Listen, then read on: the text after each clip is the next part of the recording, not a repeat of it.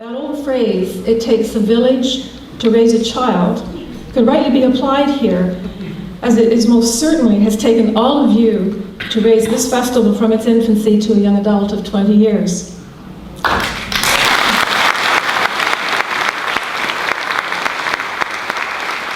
This evening's host is David Newhouse, Chair of the Department of Indigenous Studies at Trent University.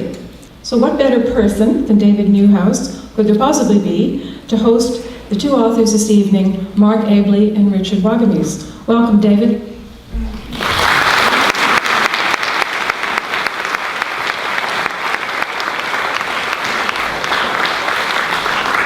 Okay, thanks, Stephanie. So I'll start again. So thank you very much for coming. And thank you, Stephanie, for introducing me. And thank you to the sponsors of the festival for opening this event, right, with a discussion about reconciliation. We have two people who are going to read from their work and going to talk about reconciliation tonight. Mark Abley, who has written Conversations with a Dead Man, The Legacy of Douglas Campbell Scott, in which he explores the complex character of a public servant.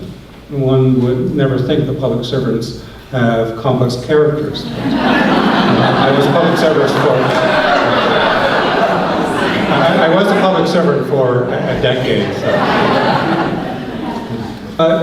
Tonight we have both of them here for a bit. They're going to read from their work, and they're going to offer some commentary on one of the most important national projects that I think this country has ever undertaken, the reconciliation project between Aboriginal and non-Aboriginal peoples.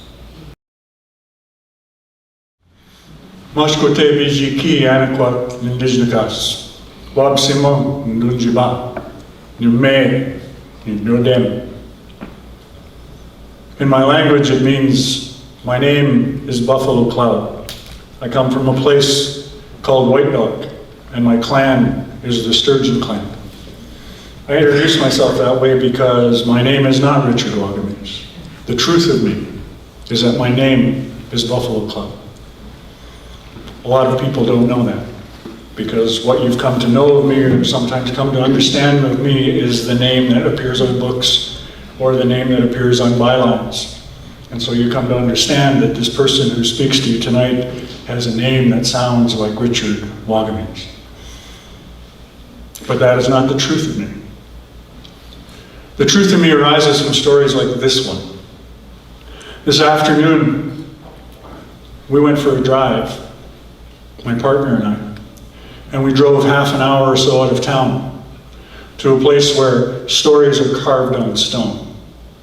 Great mysteries are etched there and painted there. We stood on a ground where a virtual university of culture and spirituality and belief in life essence itself as it pertains to the Anishinaabe people was offered free of charge at one time, while the breeze blew through the trees and while the sun shone down and warmed the rocks the people sat on. We went to that place. But importantly is what happened while we were going there. We parked the car. We started to walk along the trail that led to the learning center, and then from there to the place where the rocks were themselves. And if you allowed yourself, you could feel the land close off behind you.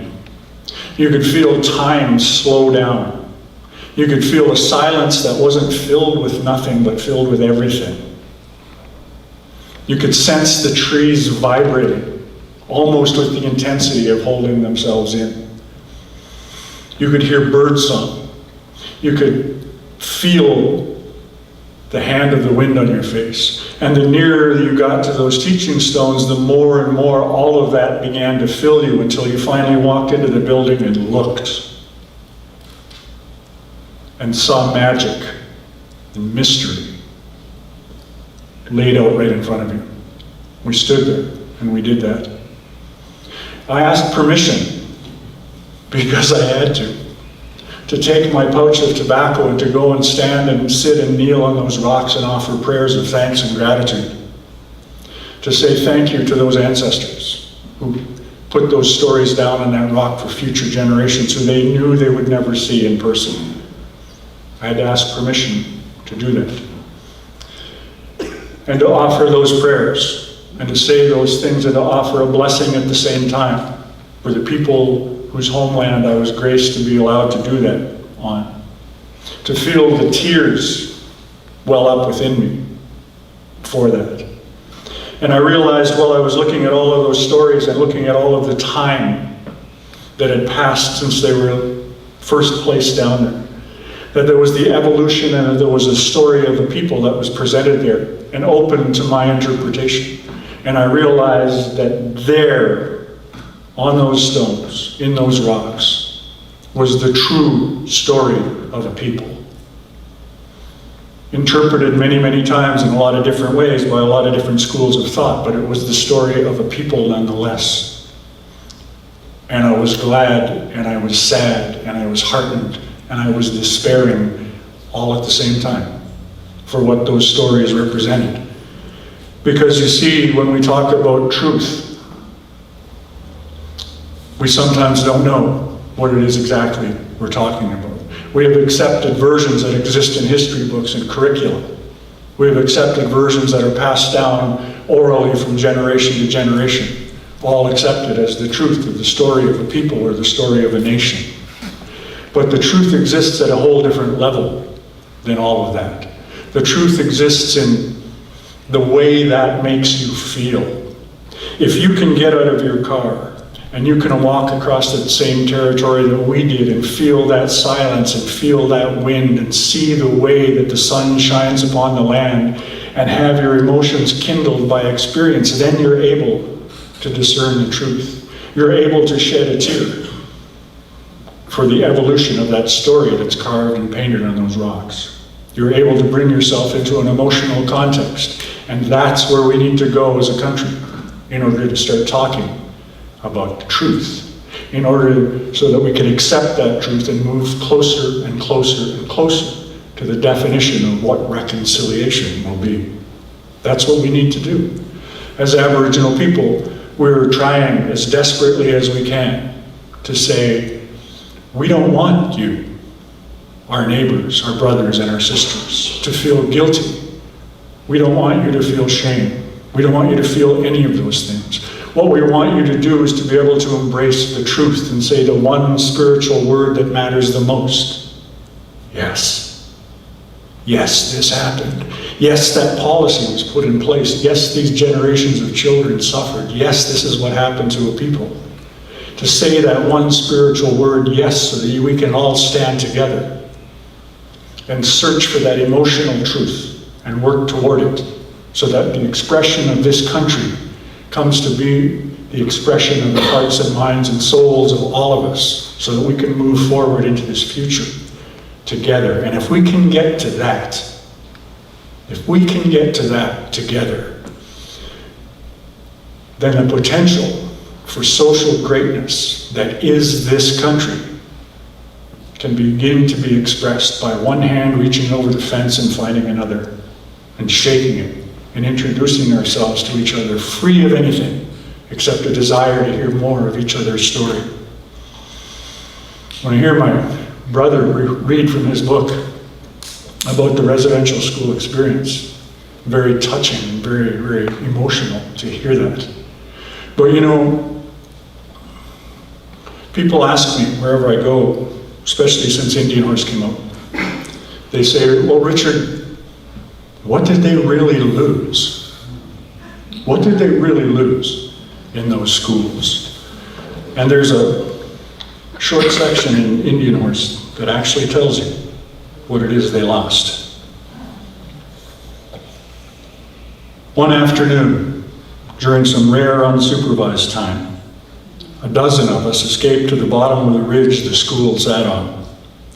A small creek ran along the base of the ridge, curving up out of an inkpot lake and into a larger one. The creek was narrow, maybe 3 feet across, and shallow. It was a sucker creek. The fish swam up at the spawn in the bigger water, and we went down there with burlap bags we'd taken from the barns. We could see the fish pushing up that water.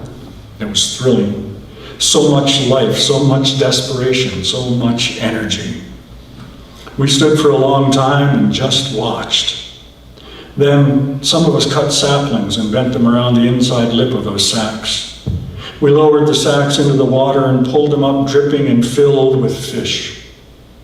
We watched the silvery brown flash as they flopped out onto the bank, their puckered mouths flapping like wet kisses from fat aunties, their tails flipping and slapping against the ground. We pushed them back into the water and pulled up another sack. We did that 4 times. The 4th time, we stood quietly. Each of us lost in our thoughts as the fish struggled for air, for life, for freedom. When we bent finally and took the fish in our hands to set them back into the water, most of us were crying. We turned as a group and began the long, sloping walk back up the ridge to the school. We walked with our hands cupped around our noses, breathing in the smell of those fish, pushing the slime of them around on our faces. We had no knives to clean them, to flay them. We had no fire to smoke them over. We had no place to store them, no way to keep them. When they lay gasping on the grass, it was ourselves we saw fighting for air. We were Indian kids, and all we had was the smell of those fish in our hands. We fell asleep that night with our noses pressed to our hands, and as the days went by and the smell of those suckers faded, there wasn't a one of us that didn't cry for the loss of the life we'd known before. When the dozen of us cried in the chapel, the nuns smiled, believing it was the promise of their God that had touched us. But we all walked out of there with our hands to our faces, breathing in, breathing in. That's what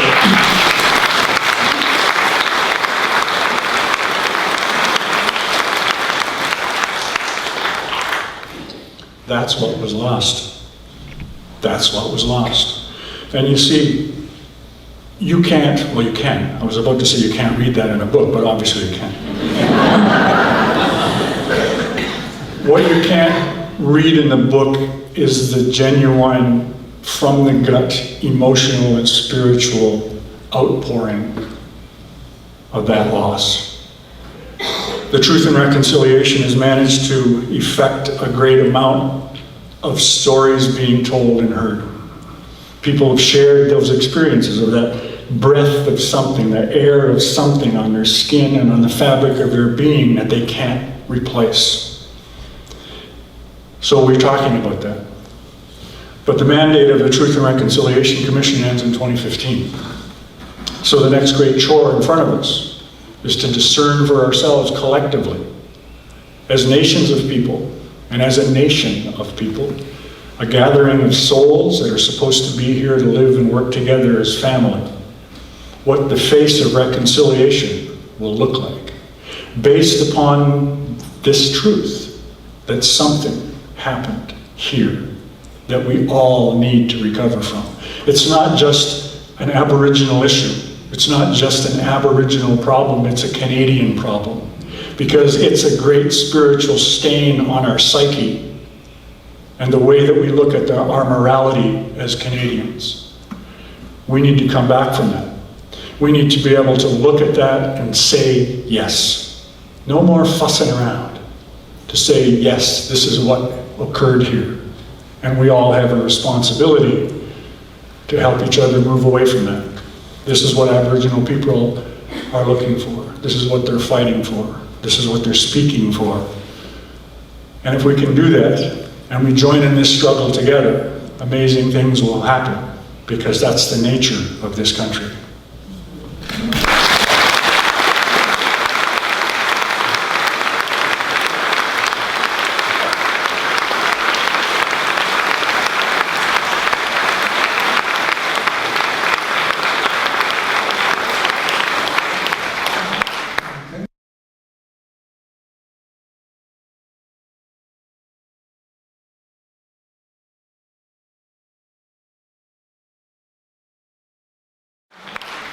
So thank you very much, Mark and Richard. Maybe I asked the wrong question. Right? The question I asked is, what does reconciliation look like? And maybe the appropriate question is, what does reconciliation feel like? And so I think reconciliation feels like home. I think it has to feel like home. A sense of connection, right, as well, to begin to talk to Richard's question as well. I like the fact that you went back to the apology in the House of Commons, because it really resonated with me that day watching it in my living room, and as a journalist for a number of years, always imagining what it would sound like to hear those words come out of the leader of the country's mouth. And there I was hearing these words that were profoundly sorry. And as time went by, I realized that it wasn't so much an apology as an utterance. Because as First Nations people, we're taught that the nature of an apology means that you've spent sufficient time looking at yourself and inside yourself and finding out the reasons why that apology was necessary in the first place. To find the defects in your thinking, the defects in your behavior, the defects in your sense of feeling that made that apology necessary. And then taking the steps with yourself to change those behaviors, to change those thoughts, to change those inclinations, so that you begin to act the opposite. Hear, hear. And that's an apology. And if and when you can do that, then the face of reconciliation becomes the face of the people that you offer that apology to. It becomes their face, because they can hear your words, and then they can watch you become different. They can watch you act different. So that apology that day wasn't that, because since that time the same things have continued. And we find ourselves 6 years later still facing the same type of thing, maybe even to a degree worse. So I think, and this is only my thoughts, I think that rather than the royal we in the English language, I think we need, when we're talking about reconciliation, we need to look at the royal re. Reconciliate, resolve, return. The R-E in the English language means, in an Aboriginal spiritual sense, that the re-solution means the solution always already existed, that it was given to us as human beings to be able to solve. And we come to it with intention, and we become able to resolve that problem. The idea of conciliation, of being conciliatory, to work together to the solution of a common problem, is already there. We just need to be reminded of that, and then we can reconciliate. If we can do that, then you're right, in 20, 25, 30 years, the face of our country will be significantly different if we are reminded about that one fact.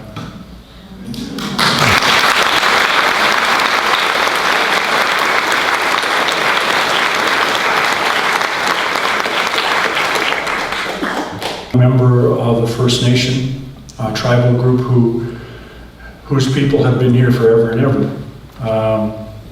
My story includes residential schools. My family went to residential schools, and I'm one of the intergenerational survivors of that legacy. My life became ripped apart from there by the intervention of social service agencies, and I was taken away from my family in what's become known as the 60s Scoop, another wonderful program, wherein Aboriginal children were literally scooped up and out of their communities and territories and transplanted into non-native homes, thousands and sometimes countries wide away from where they grew up. And so those two stories are galaxies apart in terms of similarities. But in our day-by-day life, we share those histories. We share the story of how we came to be the people that we are, at the ages that we are. And every time she tells me more about where she came from and what she endured, I get to become stronger, because I understand her more fully, and I have empathy and I have compassion. And every time I share with her something about my story, she has the same reaction. She gets to become stronger. So in that relationship between a non-native woman and a native person is a microcosm of what we're talking about when we're talking about reconciliation. When we can listen to each other's story with an open heart and an open mind, we get to become empathetic and compassionate. We get to become stronger. Our hearts get stronger by the nature of that story that we're become willing to hear. So if we can do it, as a transplanted ex-communist living Hungarian woman, ex-residential school intergenerational trauma surviving Ojibwe person, then let that microcosm be indicative of what we can achieve as a country.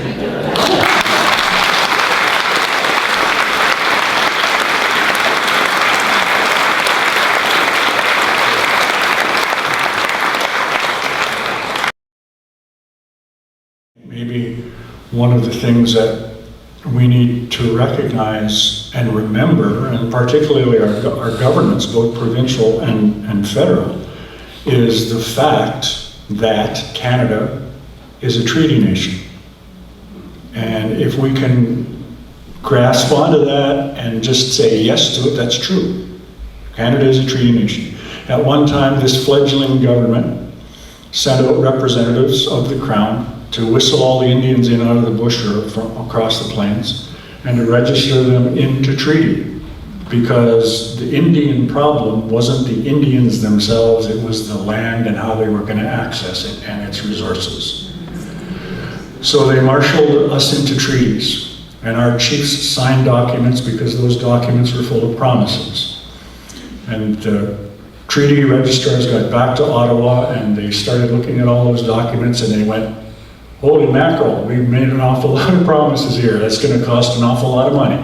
What are we going to do about this? So they got their heads together, and one of the smarter ones said, hey, let's create a legislation that'll outline how we can go about delivering those so we can have control over how we serve out those promises. And they thought, wow, that's a really, really good idea. So they struck a legislation called the Indian Act that would govern how those promises were delivered. And then they realized that the legislation wasn't quite big enough to do the job, so they said, we need to create a bureaucracy that can translate the act so that it can translate the way that we can save on delivering those promises, because there was a whole lot of them. And that's how things came to be the problem and the issue, is they signed treaties that said that they were going to deliver all of these promises. They realized that it was going to cost way too much money in order to fulfill all those promises, so they created a legislation that they could use as a smokescreen to cover up their lack of delivering on those promises, and then they had to create a bureaucracy to even deepen the smokescreen so that the general body politic could think they were actually doing the job they set out to do. And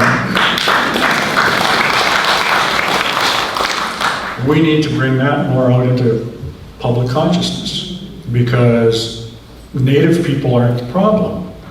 The problem is the articulation and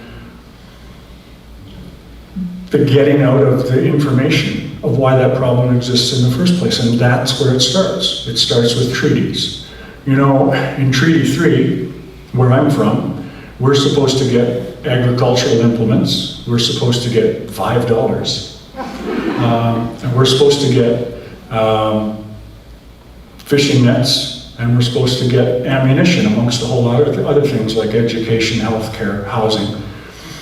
And I find it funny because every year that I've gone to treaty days and stood there and put my signature on the registration book and got handed a crisp new $5 bill, that I didn't get a fishing net and I certainly didn't get ammunition.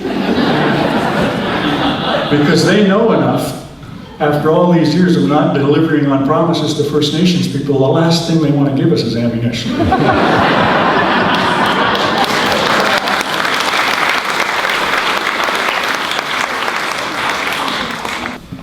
How do you get over the visceral anger? Neither anger or rage is an empowering emotion. In fact, it's disempowering. When I hear these things, I completely forget that as a journalist I'm trained to be objective. Because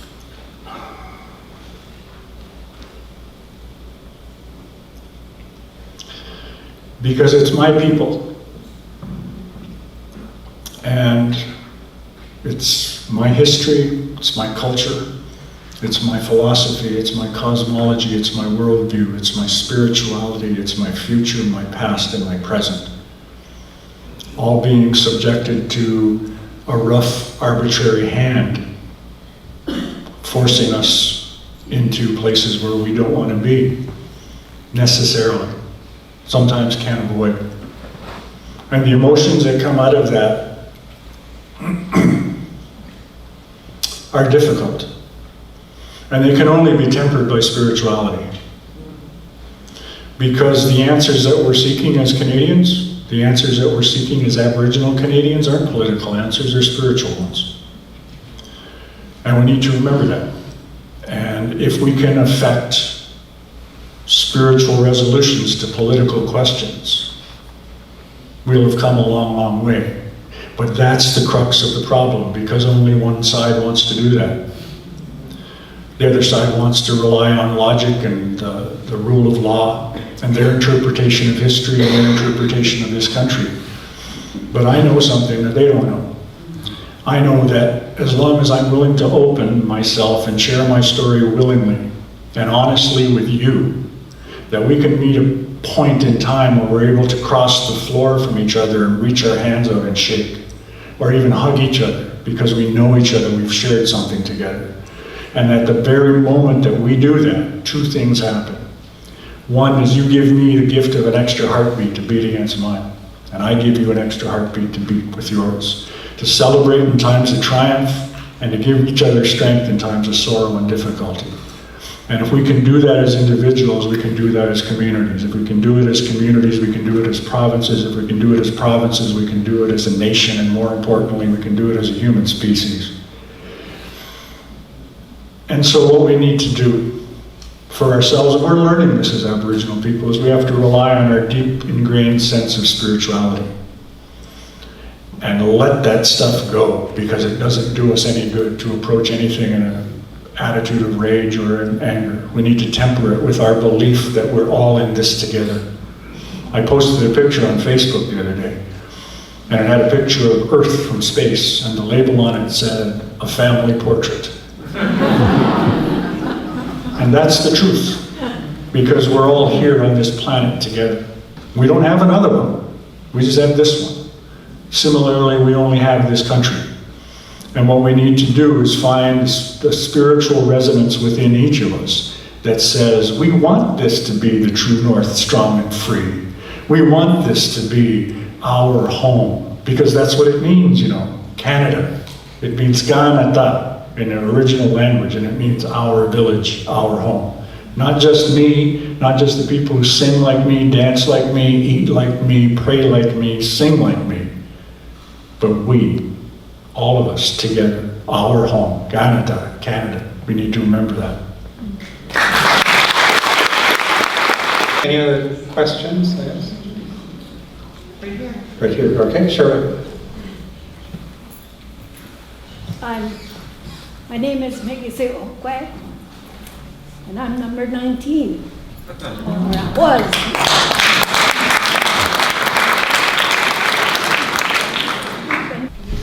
Cheryl, do you want, maybe I could ask you to come up and...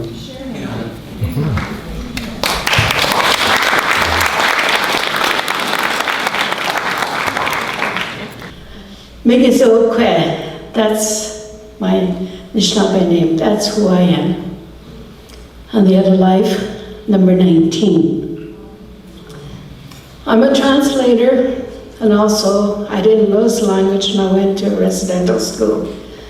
My father kept me at home for 10 years so that I would have firm foundation in my brain, my memory. So I never lost it, I kept it in there. And every night I would practice talking to myself. That's how I kept the language. So today I'm a translator, and I'm a fluent speaker. I do a lot of research on language and what do they mean.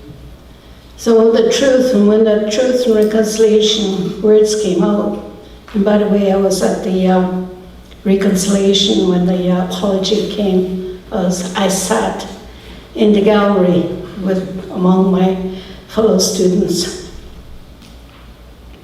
I never seen anything so sightful, because everyone that was up there had a Kleenex in their hand.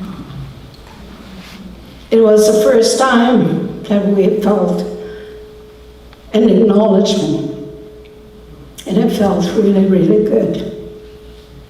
So the truth and reconciliation, the word that we came up with in speaking with the other elders and fluent speakers, reconciliation in our language means nausigewin. And nausigewin means the art of fixing it. So we need to fix it, whatever has been done in the past. And how do we do that? So we need to begin the relationship of talking to one another. We need to fix it first before we can go on. English, that's what I said.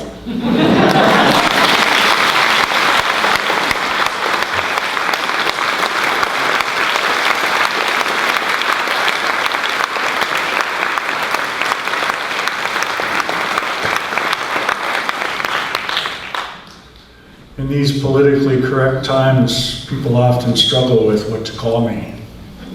Do we call you First Nation? Do we call you Aboriginal? Do we call you Native? Do we call you Indigenous? What do we call you?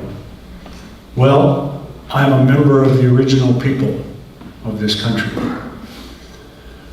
And it's my belief that anybody who has drawn their first breath on the soil of this country, anybody who has been married here, who has raised children here, has laid loved ones to rest in the breast of the earth on this country. Anyone whose history begins and ends here has the right to call themselves native to this country. So that what we term these days as native issues aren't Aboriginal issues, they're Canada's issues. And if we can come to agree on that definition, then this whole notion of a native problem disappears, because it's not a native problem, it's a Canada problem. And we work on it together. And if our government isn't forthcoming enough to start working on the nut of the issues and start making resolutions to solve them, then as a native family, we get rid of them and find something.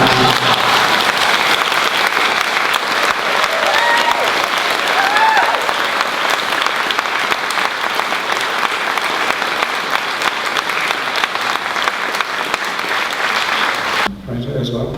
But I think we have to ensure that the truth does come out. I like what Thomas King has to say in Truth About Stories. He always ends his chapters by saying that now you've heard the story. You can never say that you've never not heard the story. And what you do is now up to you. What you do with the story is now up to you. So thank you very much. Thank you, Mark, and thank you.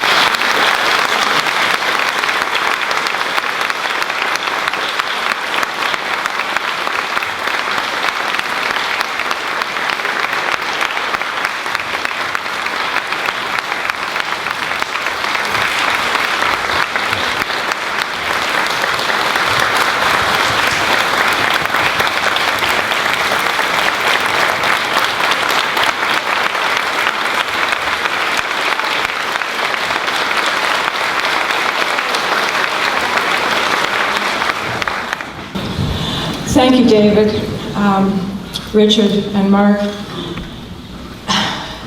to all three of you for your very powerful words. It's so important to be continuing this conversation that we began speaking about here last year with Thomas King, Emily Maracle, and Jim Hayden Taylor. And your radically different and yet closely related work will certainly help open the minds of your readers to the realities of the Aboriginal experience of the past, the near past, the present. And it's part of the healing process, so we thank you for your words, both written and spoken. The authors will be signing copies of the books up in the lobby very shortly. Refreshments will be served there. We'll see you tomorrow. Thank you.